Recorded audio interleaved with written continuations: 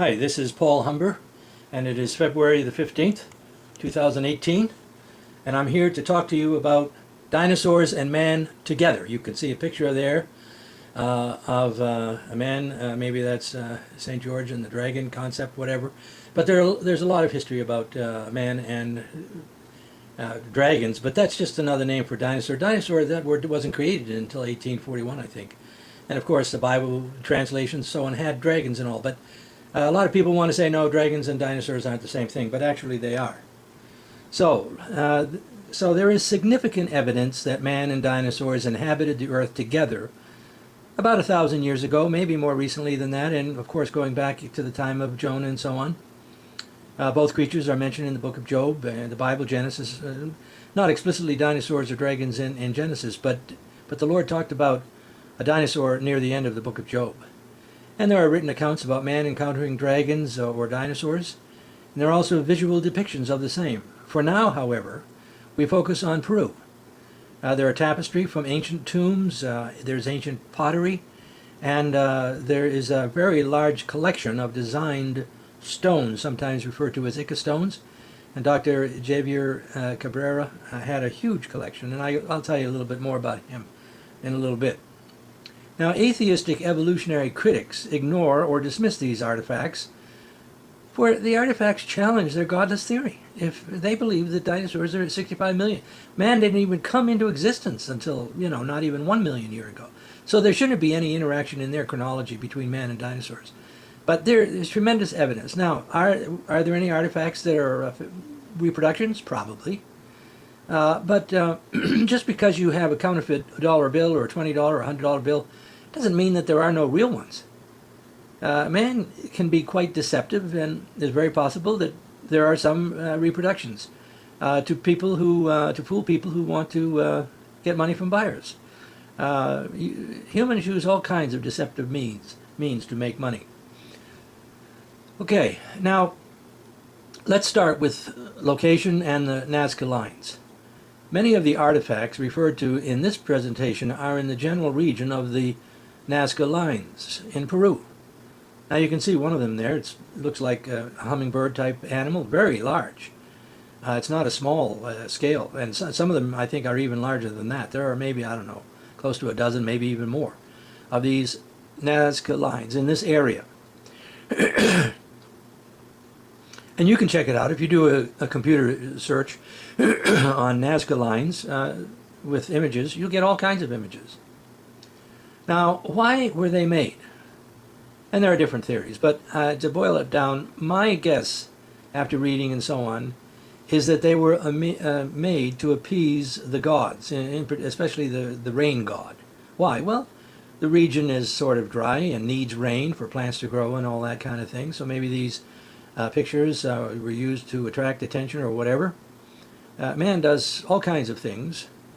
But one of the lessons that we can learn, and notice that goofy looking guy down there at the bottom center, these lines, like this hummingbird I believe, is very skillfully done on a huge scale. And they serve as a testimony that we're dealing with intelligent artists. They're not cavemen with low intelligence. Now, many of the artifacts, tapestry, design stones, and pottery have depictions of dinosaurs on them. And some even with men, and you'll get to see some of those. And you can see this pottery here with a creature that I believe is to represent a dinosaur. Now, there are many artifacts. One estimate was 11,000, another estimate that I saw was 15,000. That's a lot of number. And it is understandable that evolutionists would want to hide or discredit these things, because they interfere. I mean, how would a person way back hundreds and thousands of years ago know what a dinosaur looked like? So in the minds of many evolutionists, these people are just making up mythological things or whatever. No, there's evidence that you'll hear here that they have seen dinosaurs, and that's why they know what they represented even better than some of the paleontologists in the 40s and 50s and 60s of the last century. Now, to conjecture that a band of creationists went down to Peru to manufacture fake evidence to prove a young Earth is silly.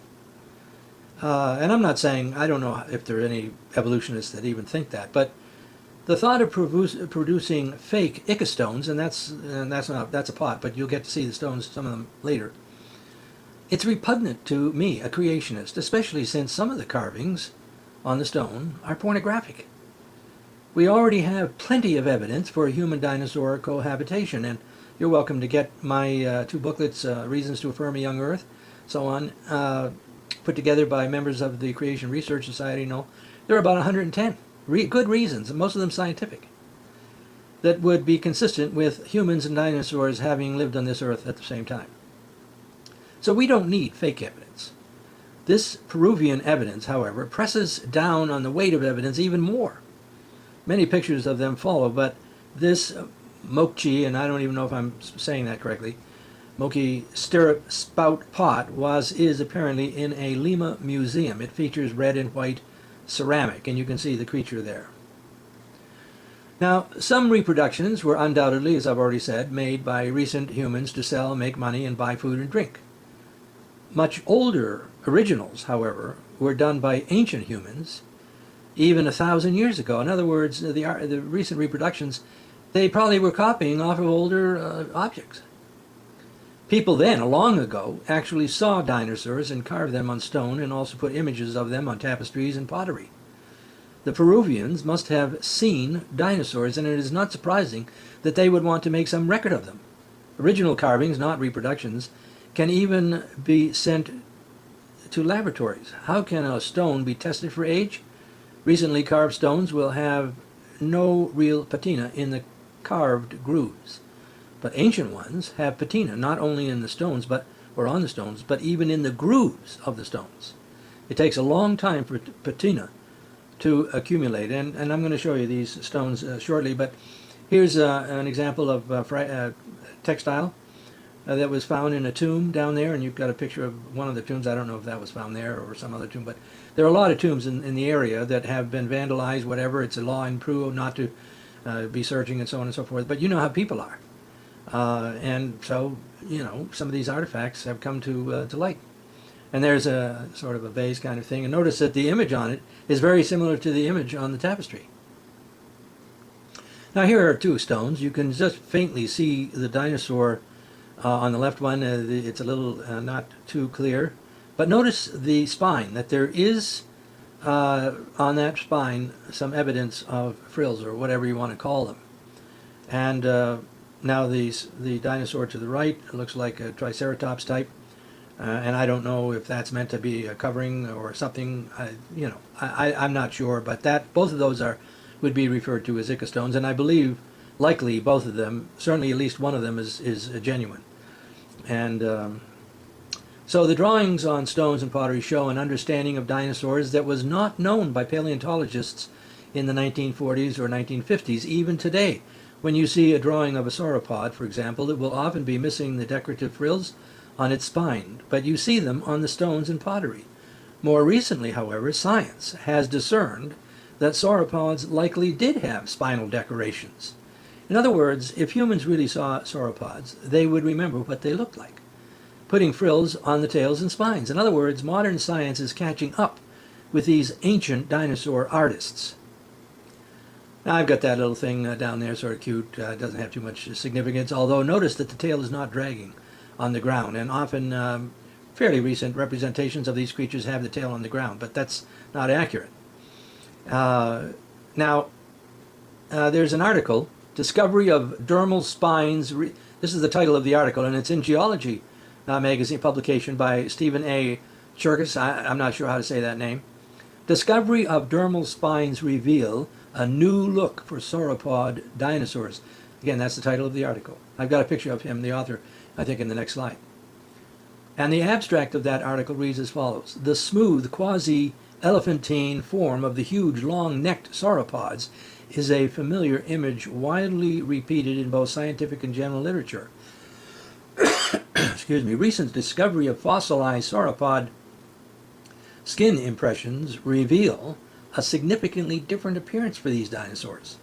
The fossilized skin demonstrates that a median row of spines was present over the tail, and many have continued anteriorly along the body and neck. Notice the vase there, or the pot. There are frills on that dinosaur-looking creature. Of course, it's artistic representation. It's not a photograph, whatever. But notice the mouth, the spine, the frills, and so on. Now that's a picture of the man that wrote the article. He recently died in 2015, I think. And you can see another pot down there with the dinosaur, with frills on the dinosaur. How could the stone carvers, way back when, ancient stone carvers, and or designers of pottery, have known about this median roll of spines being present over the tail unless they actually saw these? I'm quoting that phrase from the previous article, previous slide. How would they know that? If they were producing fake things and so on, wouldn't they copy the prevailing sentiment of the 1940s, 1950s? You would think so. But actually, it wasn't until 1992 that article, and they came to realize that actually these sauropod creatures did have frilly kind of things on their spine and all. So that's evidence that these people were actually copying what they're not drawing pictures of bones, they're drawing pictures of dinosaurs. So modern reproducers would not have known unless copying from an original. But Paul, don't you realize you will become a laughing stock for saying man and dinosaurs lived together? Maybe. But mockery is perhaps the main weapon of attackers. Let atheists and God-haters laugh away, but they will not be laughing forever. This is strong evidence that some humans long ago saw dinosaurs. Holding to dinosaurs being millions of years ago is bad science and false.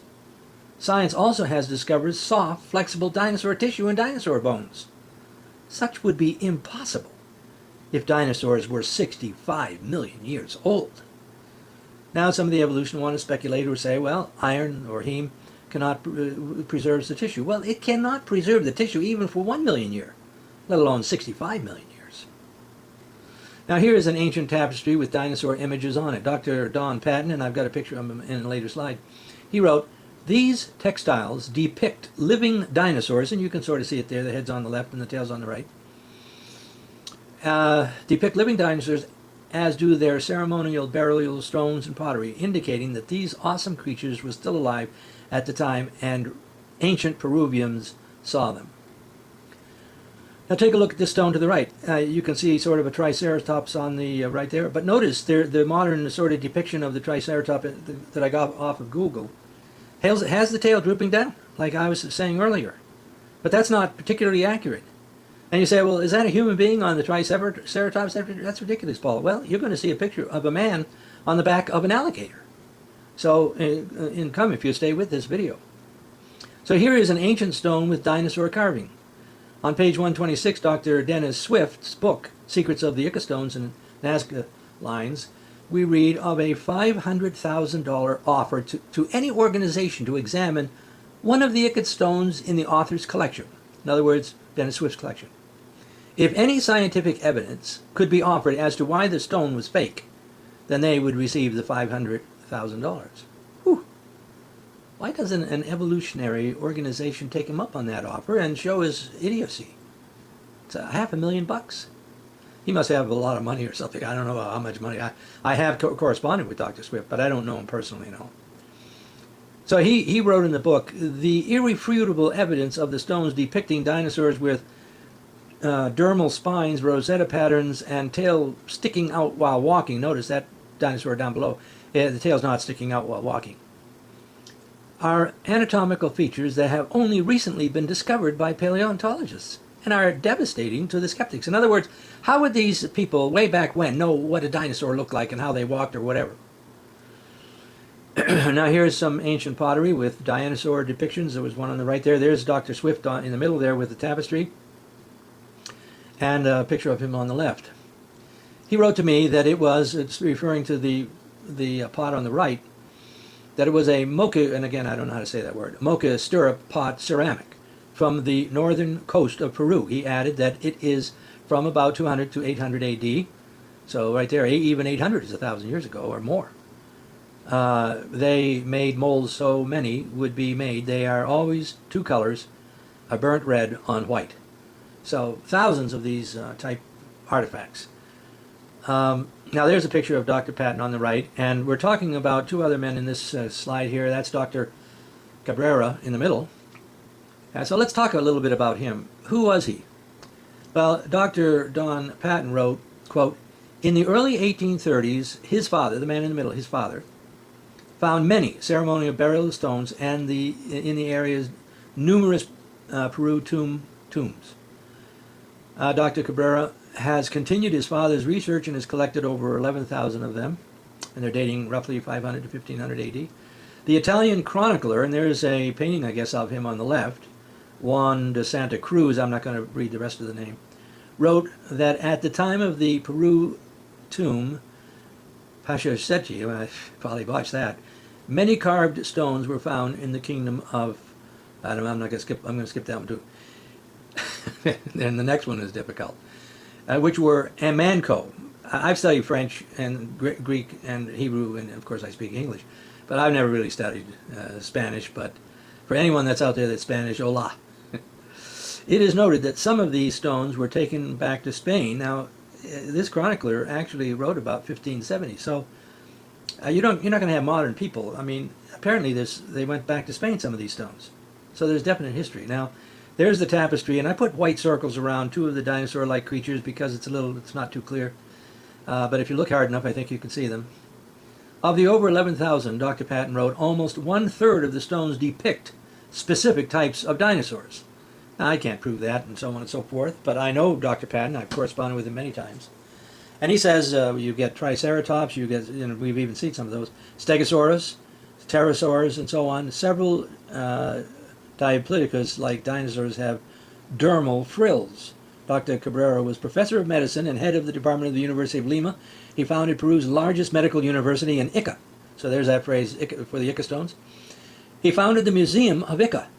He was cultural anthropologist for Ica for many years and is now retired. Dr. Cabrera has obtained test results from the University of Bonn in Germany, the University of Lima, and an engineering laboratory in Lima, all of which confirm a patina, which they say is indicative of great age. Dr. Swift has copies of the reports. We were able to acquire a beautifully piece of tapestry from the Nazca tombs, maybe I misspelled that there, with a repeating pattern that looks like dinosaurs. Dennis Swift wrote, the fact that the Cabrera collection has stones dug up in the 1950s and 60s from Peruvian tombs dating up to 2,400 years ago with Apatosaurus dinosaurs on them lends some credence to their authenticity. Now let's try to flesh this out. If the stones were a hoax, would not the artists have relied upon dinosaur books, movies, or science journals of the 1940s, 1960s vintage? Notice the picture of the brontosaurus down there with the head on it. And it looks similar to the bottom head on the left there. But that is an incorrect imagery. Actually, it looks more like the one on the top. And you can see on the right side the old head on the left and the new head, the right head.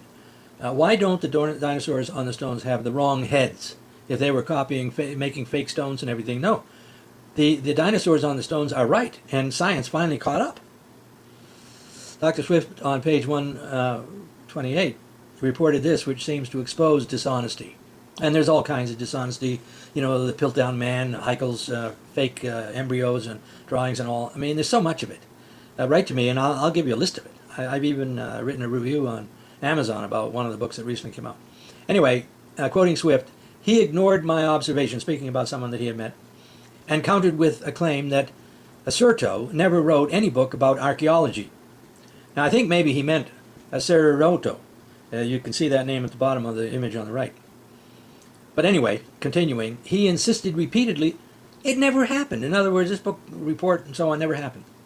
And he said, I glanced up and saw a copy of Acerto's book up on the bookshelf above the director's head or desk. I reached up and pulled the book off the shelf.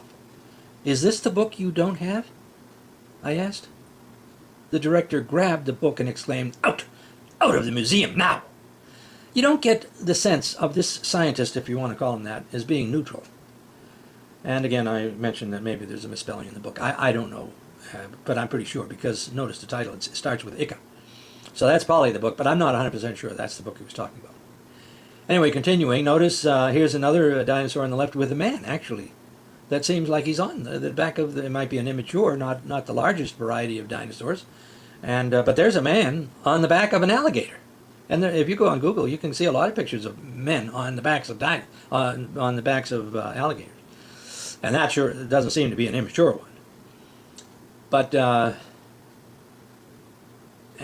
okay, he summarized near the end of his book, page 136, the evidence, as we have seen, completely contradicts evolutionary theory. We have a scientific proof of ichthyostones having been found in tombs with dinosaurs carved on them.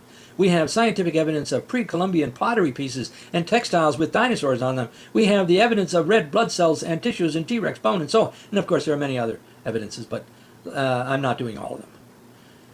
Now, if you want to check out some of my other YouTubes, there's one called Dinosaur Disguise.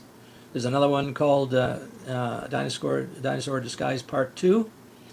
The first one is dealing with my effort to get a dinosaur bone that I had, carbon-14 dated, sending $500 check and so on, and they returned it. They didn't want to do it.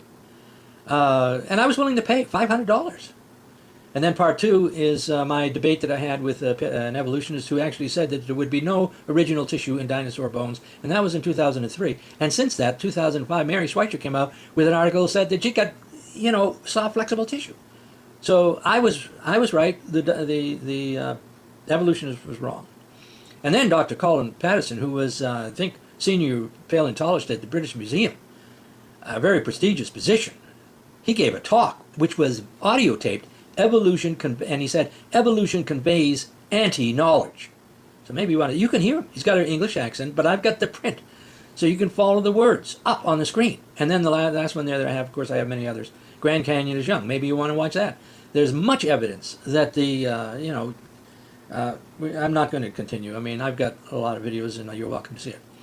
Now, I did get some of the pictures from Dennis Swift's book. There's a copy of the front cover. Here's another ichthystone there with a dinosaur at the bottom. Notice that it has the frills on the back. And it doesn't have a stunted head like, that fake picture, but, more of an elongated head, consistent with modern science, that science has learned since the 1940s, 1950s, and so on. Of course, there are two other pod-type creatures, images on the left there, a dinosaur with the fringe, with the frill, and the one at the bottom similar to the textile that we saw. Now, what's the point of all this? Why am I doing this? To make money? No. I want you to have confidence